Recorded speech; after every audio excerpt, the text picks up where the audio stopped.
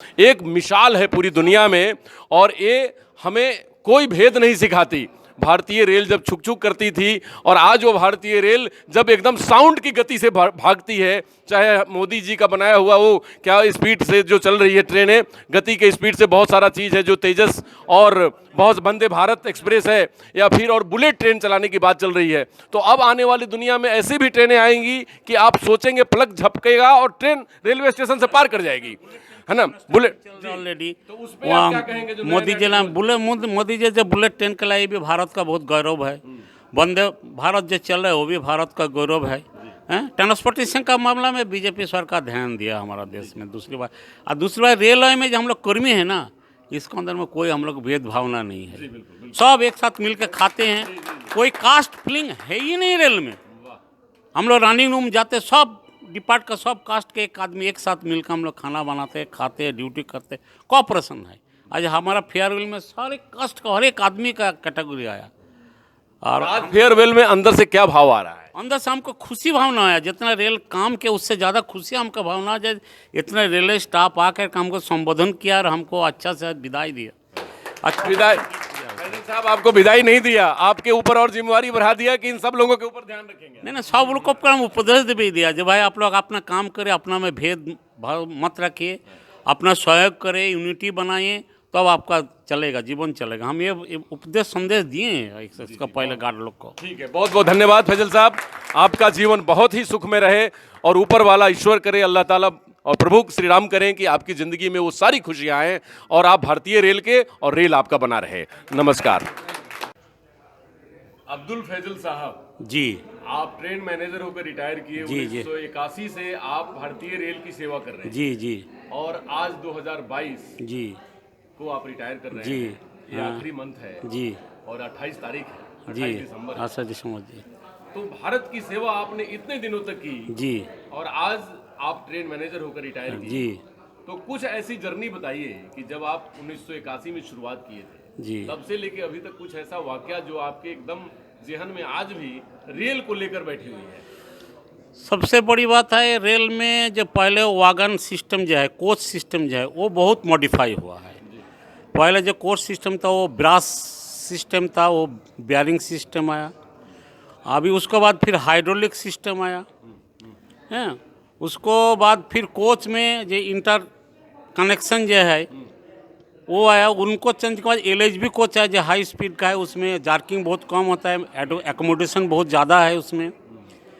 और दूसरी बात है पहले जो कोच का सुविधा था, पब्लिक का जर्नी का जो सुविधा था, आए उससे बहुत बेहतर अभी सुविधा रेल सरकार दिए हैं, भारत सरकार ने दिए हैं अभी रेल को।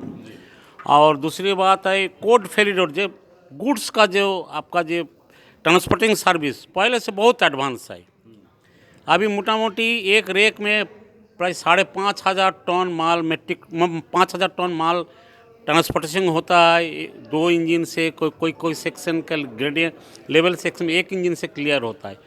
तो मान लीजिए जितना उसमें इलेक्ट्रीफाइड खर्चा होता है, जितना स्टाफ मैनेजमेंट को, उससे बहुत अधिक परिमाण रेल का उसका बेनिफिट मिलता है।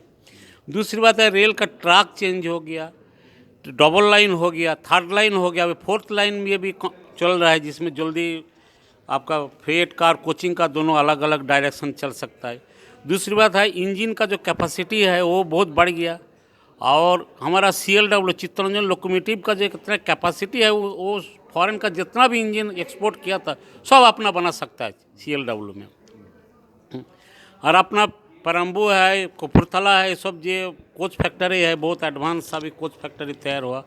और दूसरी बात है ट्रेन स्टाफ जो है एक किस्म का रात दिन इसको पीछे लगा है। खास करके गार्ड ड्राइवर 16-16 घंटा ड्यूटी करता है सेक्शन में, 20-20 घंटा भी तैयार होता है ड्यूटी करने के लिए, फिर घर में आता है, लड़ता है परिवार का साथ, फिर अपना रेस्ट लेकर फिर ड्यूटी होता है। इसे बहुत बड़ा योगदान है गार्ड एंड ड्राइवर।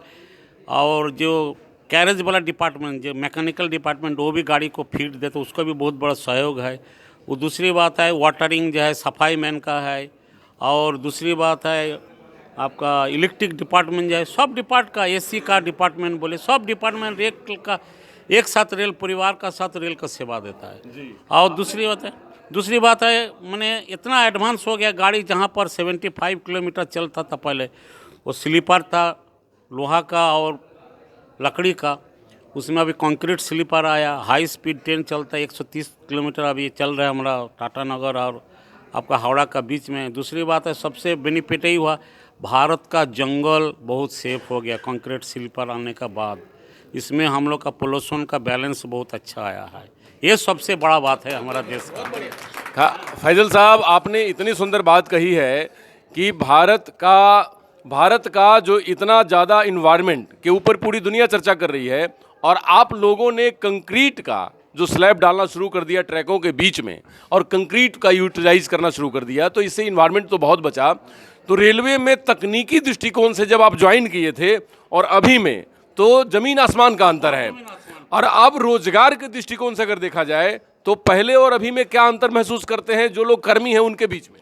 रोजगार में बेहतर है। दूसरी बात है रेल जो हाई टेक्नोलॉजी सिस्टम लाया, कंप्यूटराइज सिस्टम लाया, सेंट्रल कंप्रोमाइज सिस्टम लाया, रूट रिले लाया, एसएसआई सिस्टम आया, इसमें जो है बहुत आदमी कम लोग का दरकार पड़ता है इसका। दूसरी बात है, और दूसरी बात है इंडियन सरकार को जो रेल अभी धीरे धीरे और बढ़ा रहा है, इसमें भी नया कुछ रेल एम्प्लॉय भी अभी आ रहा है धीरे धीरे। उतना तो नहीं है, इतना बड़ा भारत देश है जिसमें 120 करोड़ आबादी है, तो इसमें तो थोड़ा सा प्रॉब्लम आएगा देश को संभालने के लिए। और बीजेपी सरकार चाह रहा है जो किस तरीक़ा से हमारा जीडीपी रेट बढ़े, अच्छा बिजनेस बढ़े, अच्छा रेल को सेवा दे, थोड़ा सा रेल के ऊपर ध्यान दिया बीजेपी सरकार, ये बात नहीं है। अच्छा खान साहब, एक बात होती है कि कही जाती है क्योंकि आप रेल के एक पार्ट हैं, क्योंकि रेल के पहिया और रेल के लोग दोनों एक ही होते हैं, क्योंकि जब दोनों चलते हैं तब पूरी दुनिया चलती है, पूरा देश चलता है। तो ये जैसे है कि लोग कहता है, एक र्यूमर उड़ाता है कि भैया रेल बिक जाएगा, रेल बिक रहा है, क्या ऐसी संभावना है? ये र्यूमर का जवाब आप लोगों को क्या देंगे? कुछ कुछ डिपार्टमेंट है, जैसा आपका सफाई मैन है, कैटरिंग सिस्टम है, रेल का अंडर था तो उतना सेवा बढ़िया नहीं था, अभी देने के बाद अच्छा सेवा मिला। उसका सफाई मैन में प्लेटफॉर्म में देखिए कितना बढ़िया सफाई, अभी कोई भी गंदगी नहीं मिलेगा, लैट्रिन कोई जगह नहीं मिलेगा। कुछ डिपार्टमेंट देने से फ़ायदा भी हुआ और कुछ को डिपो वो तो उस जगह में जो रेल एम्प्लॉय था उसको घाटा हो गया। बाद बाकी आजकल तो जो सिस्टम है वर्ल्ड में, जो टेक्नोलॉजी है, वो टेक्नोलॉजी इंडिया में भी शुरू किया है, इसीलिए थोड़ा सा तो आगे पीछे होवे करेगा। मोटा मोटी अभी रेल मोटा मोटी स्टैंडर्ड ऑफ ठीक ही है, मोटा मोटा हमारा दुनिया के स्टैंडर्ड से रेल आपका मीट कर रहा है? हमारा मीट कर रहा है। Indian rail largest second world of India railway line track है हमारा देश में है, और 10,000 से ज़्यादा रेलवे स्टेशन है मेरा इंडिया में अभी।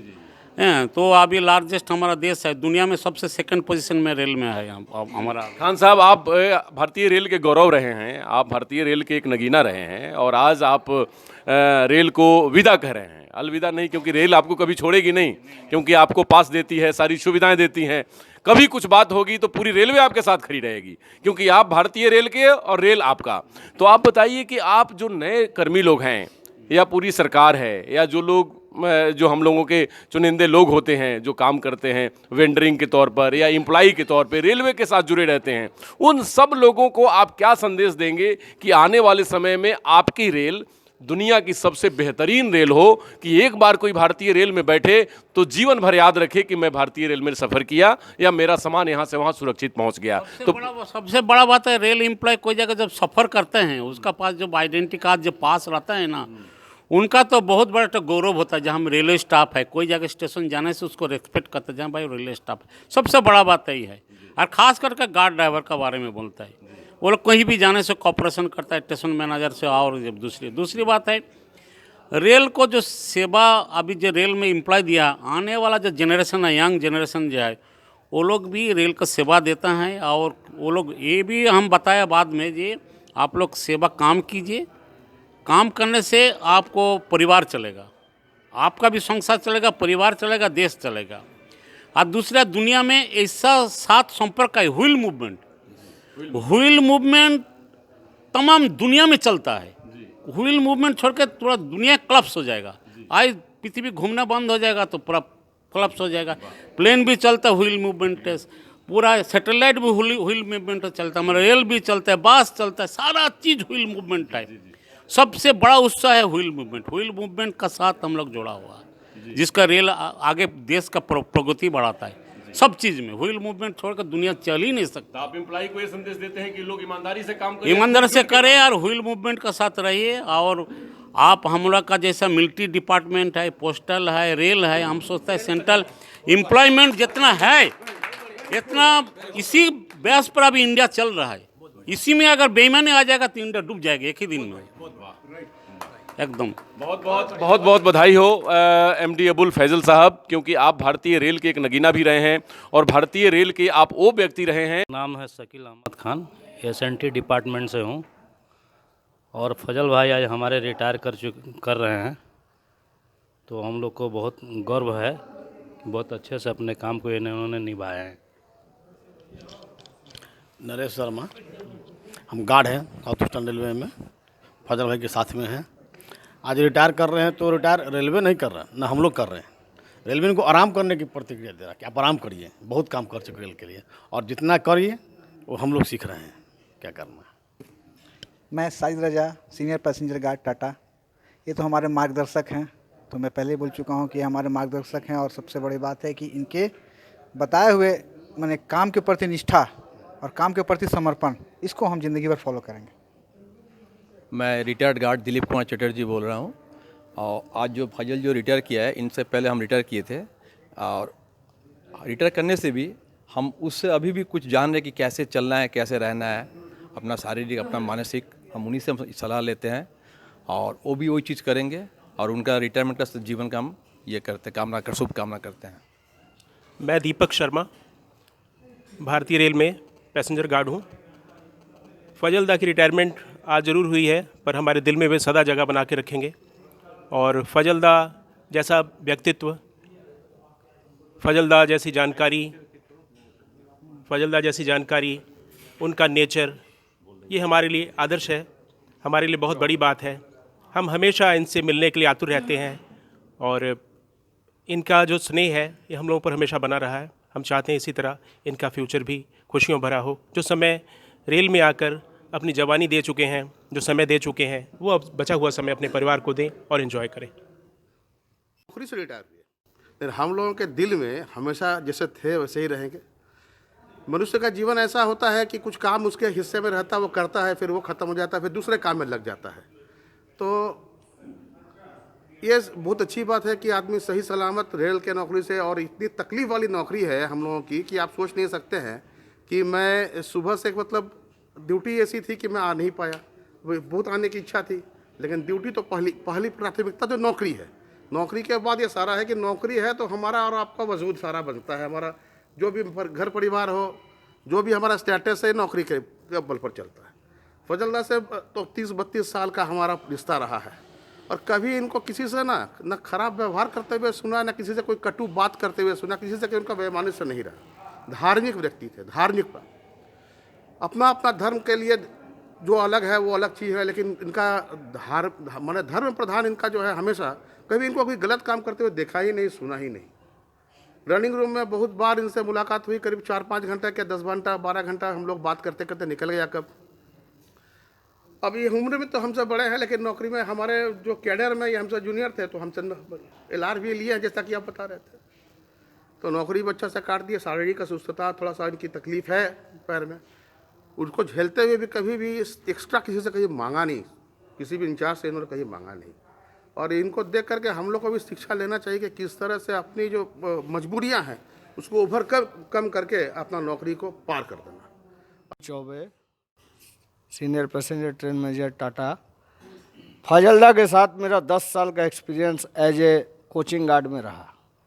और इन्होंने जो मुझे कहा, सोच को बदलो सितारे बदल जाएंगे, सोच को बदलो सितारे बदल जाएंगे, नज़र को बदलो नज़ारे बदल जाएंगे, खुश रहो रहनुमा रहो, क्या सोचते हो ज़िंदगी खुशनुमा और रहनुमा बन जाएंगे। मेरा ये एक्सपीरियंस काबिल तारीफ़ है फजलदा के साथ। धन्यवाद। जय हिंद, जय भारत। मैं मुनाजिर इमाम, सीनियर ट्रेन मैनेजर टाटा। फजलदा का सबसे अच्छा व्यक्तित्व हमको लगता है कि जो आजकल ईमानदारी की कमी आ गई है, अब इनके अंदर पूरी ईमानदारी कूट के भरी हुई है। ये व्यक्तित्व हमको सबसे अच्छा लगता है, और बाकी तो सब साथी लोग वो बता ही दिए इनका नेचर। भारतीय रेलवे में लोको पायलट पैसेंजर टाटा में कार्यरत हूँ। फजलदार रिटायर किए, बहुत दुख हो रहा है, लेकिन ये तो समय के अनुसार सबको रिटायरमेंट होना ही है। 60 ईयर्स होने के बाद तो आपको ऐसे भी रिटायर होना ही है। रेल का जो पट्टी बना हुआ है वो रहेगा ही। फजलदार रिटायरमेंट के बाद भी मैंने खुश रहें, खुशहाल रहें, इनके परिवार मैंने सही से मतलब जीवन व्यतीत करें, यही मेरा उनके लिए काम है। सिविल जॉब में कभी भी इनको कोई पनिशमेंट वगैरह हुआ नहीं और आराम से नौकरी निकाल दिए। और वैसे वक्त बढ़ता जाता है, मुझे याद है यही रेलवे इंस्टीट्यूट का हॉल है, नए नए नौकरी में आए थे तो पीछे बैठते थे, अब धीरे धीरे आगे बढ़ते बढ़ते इनके बगल में बैठ गए। तो हमारा भी समय आ जाएगा। तो तापस दा और पहले रिटायर कर गए हैं, हमारे मतलब सीनियर मोस्ट, इनको हम लोग को प्यार से महामंत्री बोलते थे। हमेशा जो है इनका एक ये शादी वादी किए नहीं तापस दा, लेकिन इनके साथ पारिवारिक व्यक्ति मैंने कभी नहीं देखा। हमेशा सबका इनका हमारा पूरा गार्ड परिवार ही इनका अपना परिवार है। आज के दिन में दवाइयाँ इतनी अच्छी हो गई हैं कि आदमी स्वस्थ तो कभी 10-15 साल तो बिल्कुल रहता है। तो हम इनसे ही गुजारिश करेंगे कि बाकी समय जो है वो एकदम डिवोटेडली समाज के लिए, समाज की उन्नति के लिए काम करें, जैसा कि वो करते हैं। हमको मालूम है इनका सामाजिक बहुत सारा कार्य रहता है, जिनका प्रचार नहीं करते ना, हमको पता चलता है।